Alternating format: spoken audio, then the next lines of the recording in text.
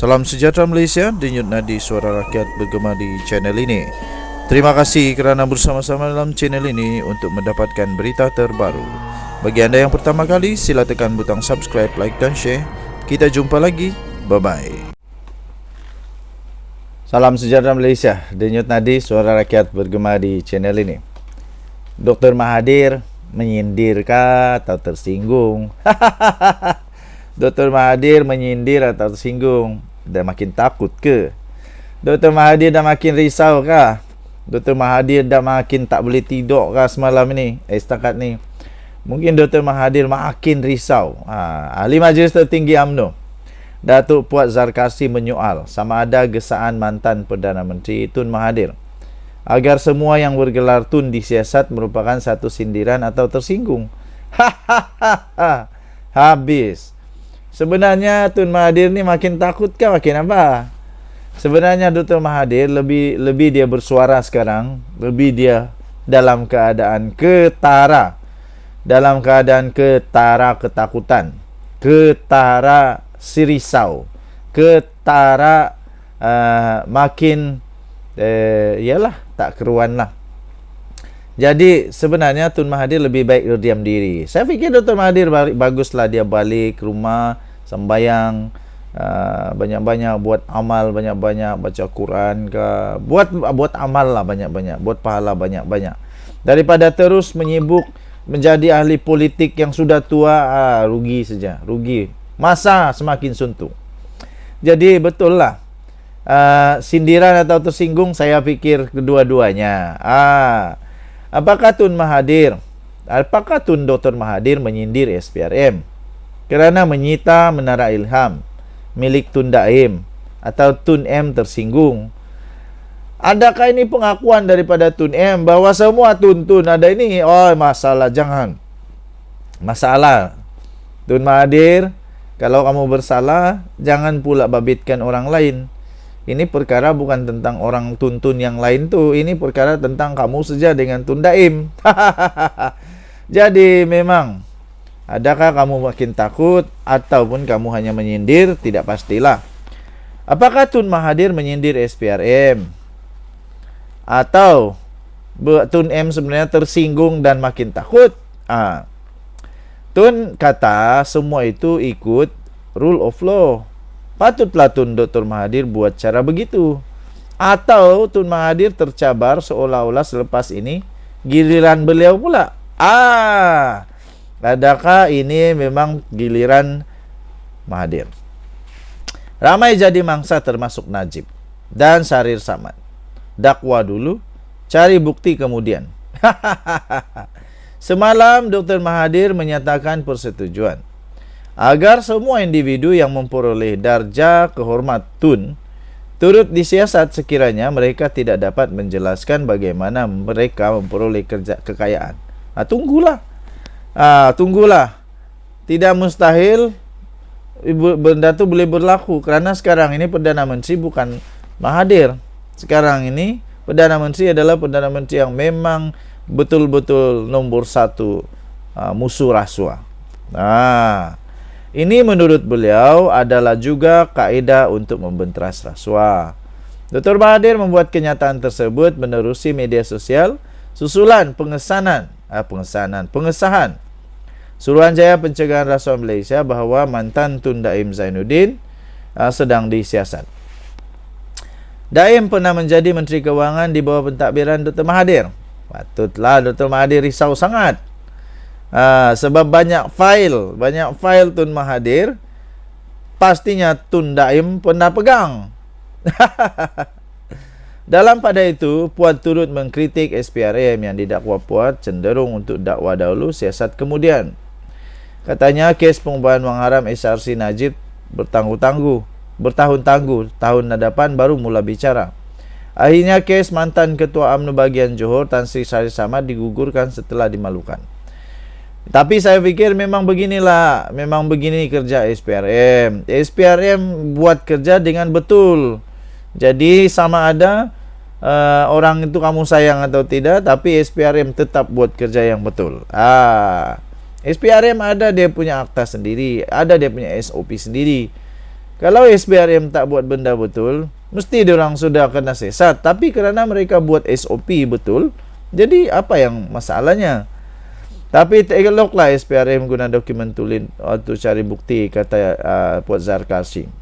Yang ini saya tak pasti, tapi saya tak minat dengan yang itu. Ya, saya hanya yakin bahwa SPRM buat kerja dengan betul.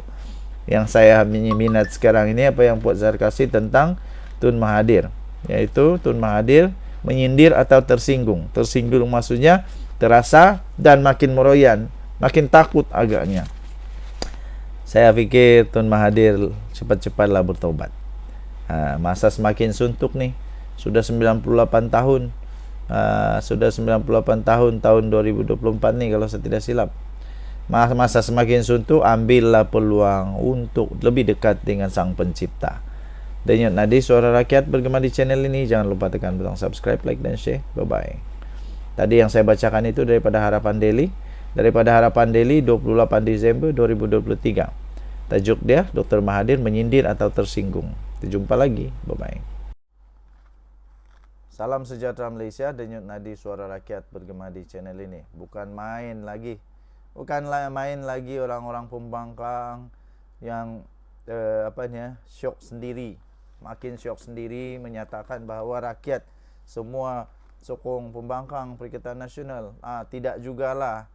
Ramai juga sebenarnya yang tidak suka dengan kerajaan, ramai yang tidak suka dengan pembangkang, sama saja sebenarnya.